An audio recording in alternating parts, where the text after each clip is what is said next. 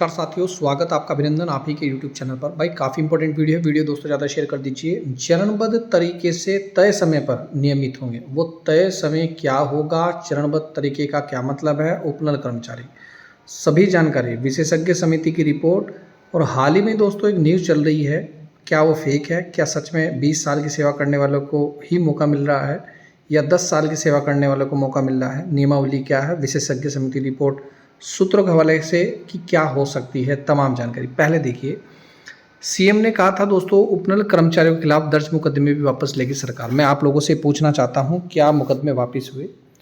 क्या दोस्तों तय समय पर नियमित हो रहे हैं? वो तय समय मुझे भी समझ में नहीं आ रहा, क्योंकि दोस्तों जो न्यूज़ मैं आपको देख रहा हूं, यकीन कीजिएगा 4 से 5 महीने हो चुके हैं, आज भी स्थिति वैसी ही है। कोई भी उपनल कर्मचारी सरकारी नहीं हुआ। यहाँ पर देखिए, अब हर महीने मिल रहा है प्रोत्साहन भत्ता। क्या सच में आपको प्रोत्साहन भत्ता मिल रहा है? उपनल कर्मचारी को मिलने वाला प्रोत्साहन भत्ता 3 महीने की जगह अब हर महीने दिया जा रहा है। सरकार 10 वर्ष से कम अनुभव वाले पूर्व सैनिकों को लगभग 5,000 रुपये और 10 साल से अधिक अनुभव वाले को दोस्तों वो है 6,000 रुपये प्रति माह प्रोत्साहन के रूप में दे रही है। साथ ही बलिदानों के आश्रितों को मिलने वाली राशि, अनुग्रह राशि भी 10 लाख रुपये कर दी गई है। क्या आपको मिल रही है? कमेंट करके जरूर बताइएगा। दूसरा मेरा सवाल है दोस्तों, यहाँ पर देखिएगा पूरी जानकारी। हमने मुद्दा उठाया था दोस्तों, किस तरीके से जो हॉस्पिटल था वो लोग भीख मांग रहे थे और यहाँ पर उपनल कर्मियों के वेतन के लिए दोस्तों 22 करोड़ मिले। हमने आवाज़ उठाई, हमारी आवाज़ में इतना दम था कि उपनल कर्मियों के वेतन के लिए दोस्तों 22 करोड़ रुपए आवंटित कर दिए गए। अब वेतन आपको पर मंथली सही समय पर मिलेगा। भगत जी का आभार जता कर सम्मानित यहाँ पर किया गया। पूरा मामला क्या है दोस्तों, उपनल कर्मियों को वेतन मिलने वाले और पदों के सृजन का मामला सुलझ गया है। विधायक बंशीधर भगत ने बताया कि स्वास्थ्य सचिव के उपनल कर्मियों के लिए 22 करोड़ रुपए की धनराशि क्या कर दी गई, अवमुक्त कर दी गई। 1-2 दिन में कर्मचारियों के खातों में वेतन भी आ जाएगा। अगले 2 माह के भीतर पदों का सृजन कर नियमितीकरण की कार्रवाई भी शुरू कर दी जाएगी।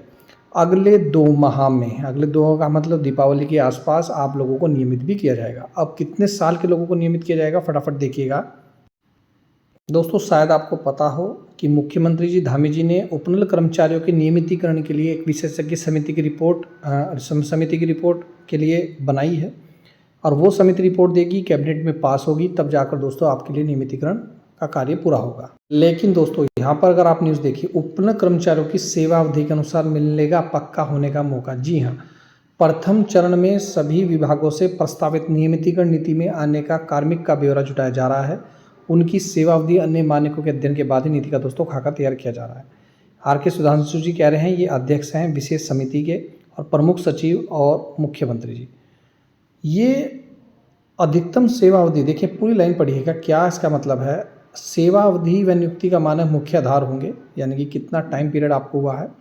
अधिकतम सेवा अवधि 20 साल रखी गई है। सूत्र के अनुसार 20 साल या उससे ज़्यादा सेवा कर चुके सर्वोच्च न्यायालय में सर्वोच्च प्राथमिकता में रखेंगे। इसी हिसाब से सेवा की अवधि घटते क्रम में कर्मचारियों को मौका मिलेगा।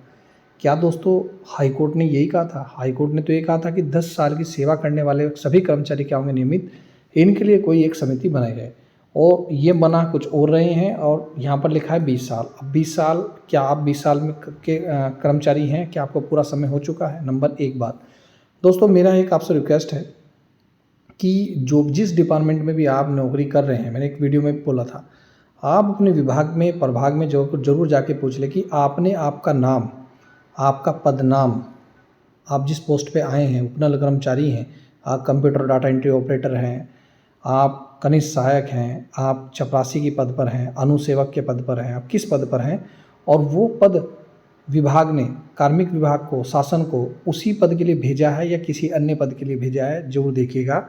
ये आपके लिए महत्वपूर्ण है। तो सूत्रों के अगर अनुसार हम ये माध्यम रखें, ये आप देख ही रहे हैं सूत्रों के अनुसार, तो 20 साल या उससे ज़्यादा सेवा कर चुके कर्मचारी क्या होंगे, प्राथमिकता में रखे जाएंगे। अगर ऐसा है तो दोस्तों ये कहीं ना कहीं डिसअपॉइंटेड करने वाली है और दुख वाली बात है कि यार ऐसा हो रहा है। कहाँ लोग 10 साल वाले, 5 साल वाले उम्मीद लगाए बैठे थे, तो ये सभी उम्मीदों पर पानी फिरने जैसा है।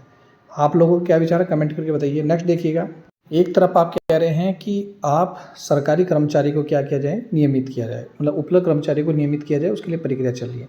दूसरी तरफ आप 26 अगस्त 2025 को लेटर देते हैं, ये देखिएगा ऑफिशियल लेटर है, ललित मोहन रयाल जी अपर सचिव हैं, समस्त मुख्य सचिव। विभागीय पदीय संरचना में स्वीकृत जो नियमित पद हैं उन पर नियमित चयन प्रक्रिया के माध्यम से ही कार्मिकों का नियोजन किया जाए।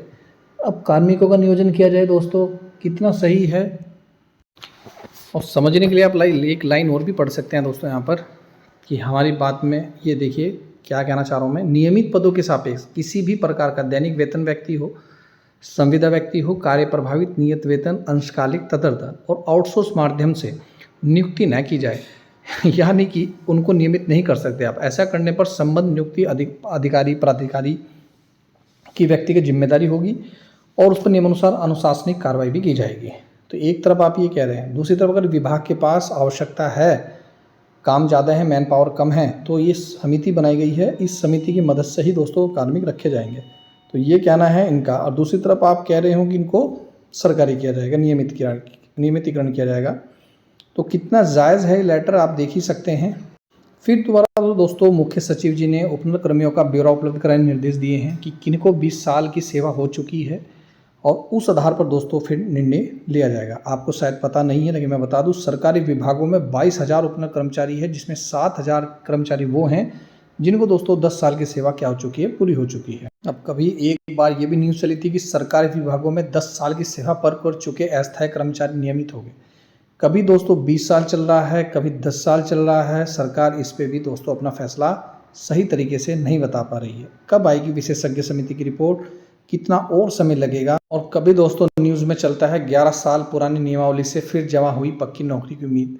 आखिर ये चल क्या रहा है। ये 2013 की बात है, जब 2013 में हरीश रावत सरकार थी तब बना था कि दोस्तों 7 साल के जितने भी कर्मचारी हैं उनको नियमित करेगी सरकार। कभी दोस्तों नियमित करने के लिए 20 साल की नियमावली का सहारा लेते हैं, तो कभी 10 साल की, कभी 7 साल की। आप स्क्रीन पर देख ही रहे हैं, प्रूफ के साथ मैं आपको दिखा रहा हूं। और ये न्यूज़ नहीं देखी तो दोस्तों कुछ भी नहीं देखा। ये देखिए, उपनल कर्मचारियों और आशाओं का मानदेय बढ़ा था। ये थोड़ी पुरानी न्यूज़ है, पर पुरानी कहाँ है दोस्तों, ये जरूर एक बात ध्यान रखिए। 1 साल से 10 साल की सेवा करने वाले उपनल कर्मचारियों को 2,000 रुपये प्रति माह और 10 वर्ष से अधिक सेवा करने वाले को 30,000 रुपये प्रति माह मानदेय बढ़ा दिया गया था। और सवाल मैं ये नहीं कह रहा हूँ, ये देखिए नीचे यहाँ पर क्या लिखा हुआ है कि कैबिनेट के जो वित्त विभाग को उपनल कर्मियों का मानदेय प्रतिवर्ष बढ़ाने के लिए एक व्यवस्था बनाने के निर्देश दिए थे। कहाँ है व्यवस्था, कहाँ बढ़ा है मानदेय? क्या हर साल मानदेय बढ़ रहा है? क्या आपको मानदेय बढ़ावा मिल रहा है? और यदि ऐसा था तो क्यों नहीं बढ़ाया? क्या कार्रवाई चल रही है? तमाम जानकारी दोस्तों यहाँ पर मैं आपको दे रहा हूँ। कितना कम मानदेय है हमारी आशा कार्यकर्ता बहनों का, कितना कम मानदेय है दोस्तों उपनल कर्मचारी, वही आप स्क्रीन पर देख ही रहे हैं। और एक तरफ दोस्तों केंद्रीय कर्मियों के वेतन में अच्छी बढ़ोतरी होने की संभावना है। 8 पे कमीशन दोस्तों लागू होने वाला है। फिट फैन फैक्टर आप देख ही सकते हैं। और वहीं दोस्तों उपनल कर्मचारी को मानदेय मिल रहा है मात्र 18,000 रुपये। ये क्या सैलरी सच में बढ़ेगी, या सरकार समान कार्य के लिए समान वेतन लाएगी? क्या सरकार इनको नियमित करेगी? सभी सवालों के जवाब आपको इसी चैनल पर मिलेंगे दोस्तों। हमेशा मुद्दा उठाता रहता हूँ। चैनल को सपोर्ट कीजिएगा, अपना प्यार दीजिएगा। मिलता हूँ नेक्स्ट वीडियो में। वीडियो देखने दोस्तों धन्यवाद। जय हिंद, जय उत्तराखंड।